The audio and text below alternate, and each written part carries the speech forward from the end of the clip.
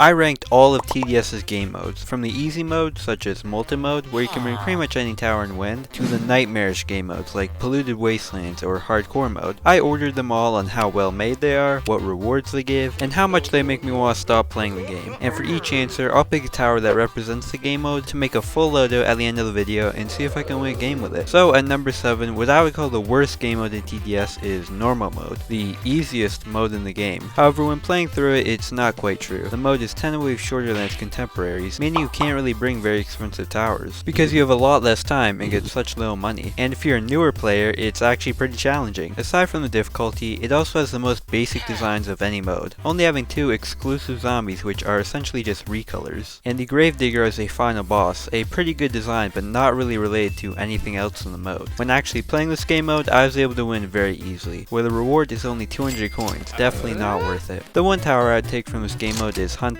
one of the most basic towers in the game, with the slight gimmick that it can attack flying zombies. Not the best start to this team, but hopefully things can get better with the second lowest ranked game mode, Molten mode, a direct upgrade from Normal. Probably the easiest game mode, it suffers similar problems to Normal, however it does at least have a consistent fire theming, making it a bit more interesting to play through, but it's still fairly basic, with the one highlight being the Molten boss itself. The difficulty is also pretty low, you can bring literally any tower and still probably win. It does give a much better coin payout though, and most people agree it's the best mode for grinding. I've beaten Molten probably over 100 times, but it has no real special qualities or extra challenge. The one tower I'd take from this mode is of course Pyromancer, the fire theme tower which itself is fairly balanced. At number 5, I have Hardcore mode. This mode has an appeal in its sheer difficulty, with 50 waves housing some insanely strong zombies, like the Mega Slow, Fallen Reaper, Soul Bosses, Fallen Sword Master, Vindicators, and the final boss of Void Reaver. These zombies are some of the best designed in the game, specifically made to counter certain towers, and requiring an extremely strong loadout to defeat, like one including Accelerator or maybe Engineer, 2 top tier towers with high stats and pretty great design. Accelerator's charge up beam is very strong, and Engineer's turrets have special stun blocking abilities, and a small chance to spawn with a teddy bear. However, these 2 towers are part of the mode's problem. They are locked behind the hardcore only currency, with Accelerator requiring 10 hardcore wins and Engineer requiring 18. An extreme challenge considering how difficult the game mode is, where unless you're a god tier player, you probably need a set team and pre-decided plan. Hardcore feels too punishing to be fun to play, and locking some of the best towers behind it is just painful. The tower I'd bring from this game mode would be Engineer, exceedingly time consuming to get, but powerful, and hopefully good enough to carry me to a win later. Next, I would rank Fallen 4th. Fallen is the hardest base game mode, and expands on the concepts the first 2 introduced by adding many more themed zombies, and a wave design which feels fairly balanced, being somewhat challenging but still allowing for variation. It's a classic game mode, and with the enemy's beta modifier, it even introduces some new zombies like the Breakers and Wardens, more balanced versions of the previous counterparts, removing RNG. It also has the Fallen King for a final boss, probably the most iconic zombie in all of Tower Defense Simulator. The tower I'd take from Fallen mode is Commander, another absolute icon of TDS. Moving into the top 3, I chose Polluted Wastelands as 3rd. The first of TDS's new era events, this game mode has a lot going for it. It reworks familiar TDS concepts into something much more fleshed out, with loads of modifiers and tons of zombies, all themed around the nuclear concept. The map itself is formed into a unique looping path, requiring more strategy on where to place towers. The final boss is one of the game's best, capturing the look of a nuclear abomination. However, actually getting to see that boss can be pretty challenging, as this is another extremely difficult game mode. The zombie special abilities are nightmarish, like the Abomination, which itself is hard to kill and then comes back to life, or like the Slime, who breaks down into smaller slimes who kill you, or the Super Toxic, who spawns a puddle of goo which fully heals zombies. Originally playing this game mode, it took me around 8 hours to finally triumph it, after losing on the final wave multiple times. It was an extremely frustrating experience, but luckily there was a special reward in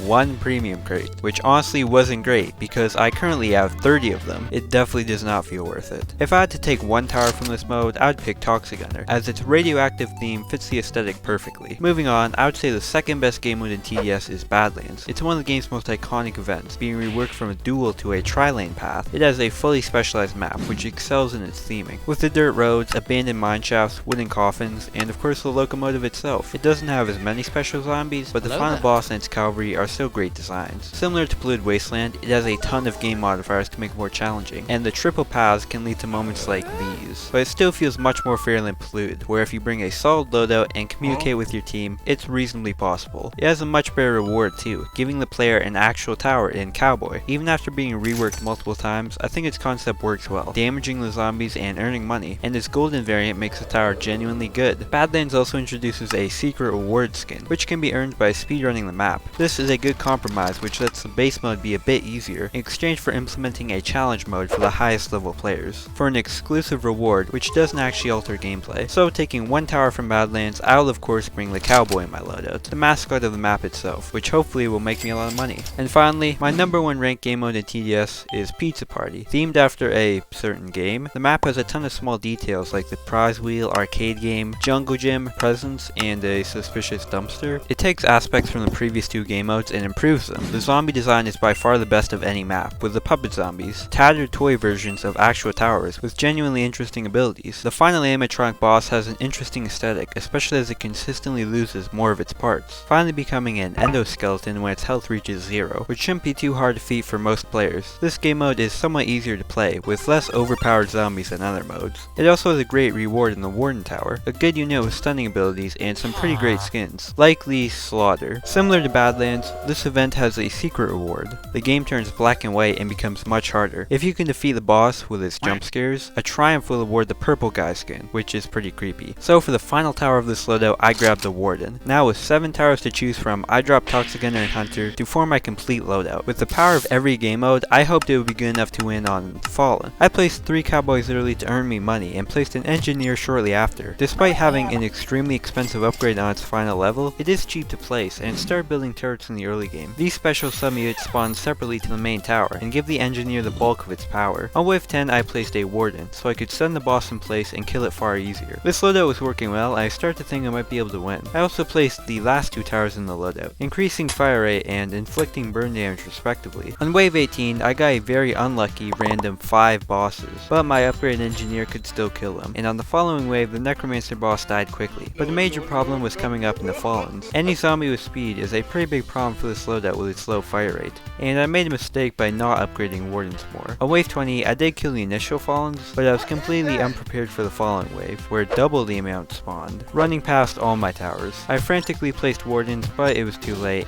and I lost. Maybe I should have ranked Fallen lower. But to be thorough, I quickly grabbed the 2 neglected towers to see if maybe I could win on Molten. After all, Toxic Gunner is not bad, and Hunter has a cool skin. I actually did kill the first bosses, but of course with no hidden detection on the Toxic Gunners, yeah, I lost. And there are also secret modifier modes, like the Cowboy or Fireworks mode, which don't change gameplay, but do add some interesting aesthetics. And the game will definitely get more modes in the future. Overall, TDS has some pretty good game modes. Comment your top game modes, and subscribe if you aren't. These videos take a long time to make, and it helps me a lot.